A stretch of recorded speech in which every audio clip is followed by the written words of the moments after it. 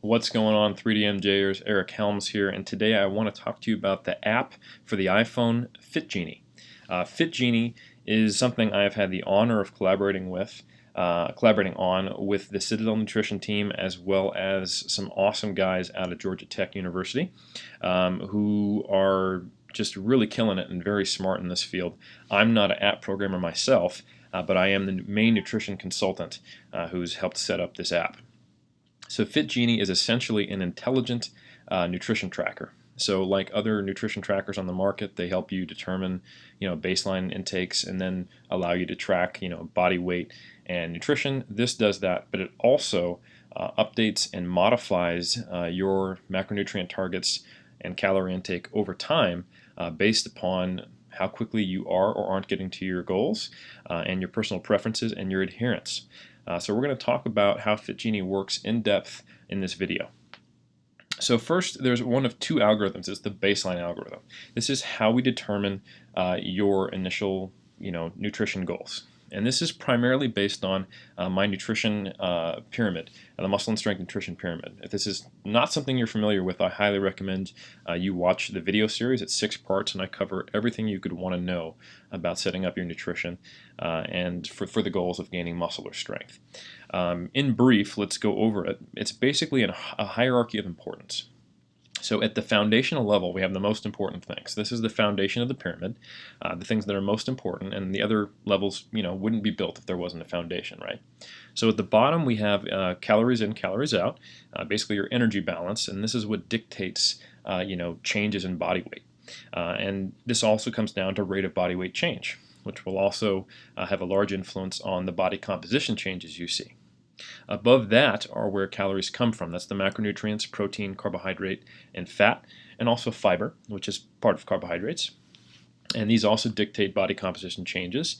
And then above that, we start getting into our slightly less important levels, like micronutrients, our vitamins and minerals, and then nutrient timing, things like peri-workout nutrition, a refeed schedule if you're using that, and also meal frequency per day.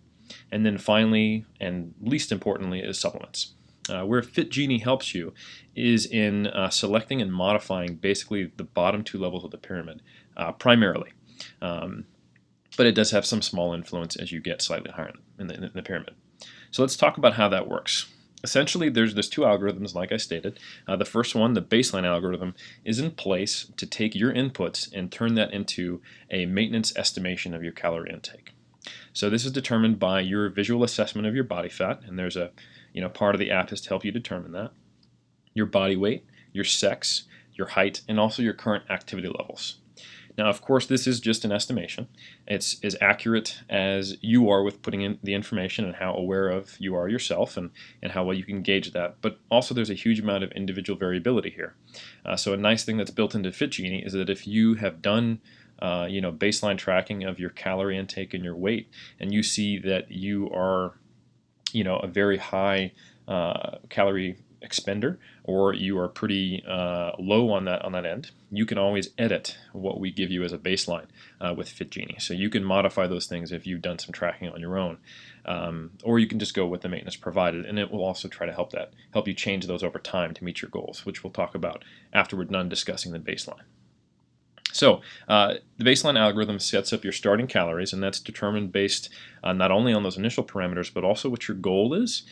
So obviously, if you're trying to lose weight, you're going to be in a calorie deficit. And if you're trying to gain weight, you're going to be in a surplus.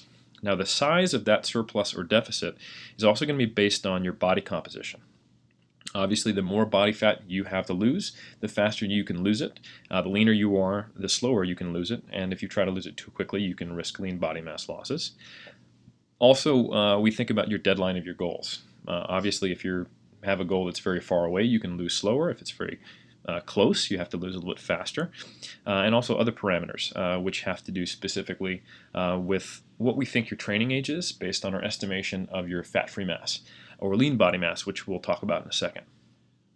So finally, and very importantly, is we assess your preferences. And this is because adherence is the most important thing in any nutrition plan. If it's something you can't adhere to, you won't get to your goal regardless of how quote-unquote optimal your nutrition plan is set up. So we always take into account your preferences because there's definitely a leeway and a continuum over which optimal can occur. If protein is at an appropriate amount, you definitely have leeway within your fat and carbohydrate intake.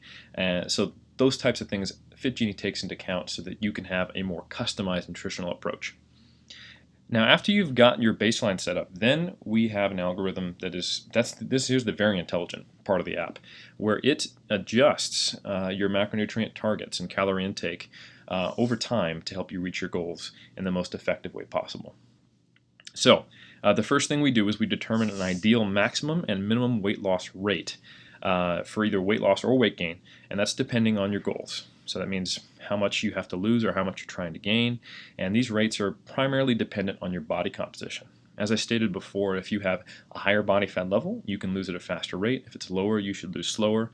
And likewise, the rate at which you should gain weight should be dependent on your training age, how close you are to your genetic ceiling for muscle mass. And we have a pretty cool way of trying to determine this, and it's based on your body composition estimate. So we take your height, your weight, your body comp estimate, and then we use some research from Dr. Hall, who is a prolific nutrition and body composition researcher, and we basically use an equation and a curvilinear line to try to fit what we think your lean body mass is, determining the energy density of it over time, and therefore trying to derive an optimal rate of weight change.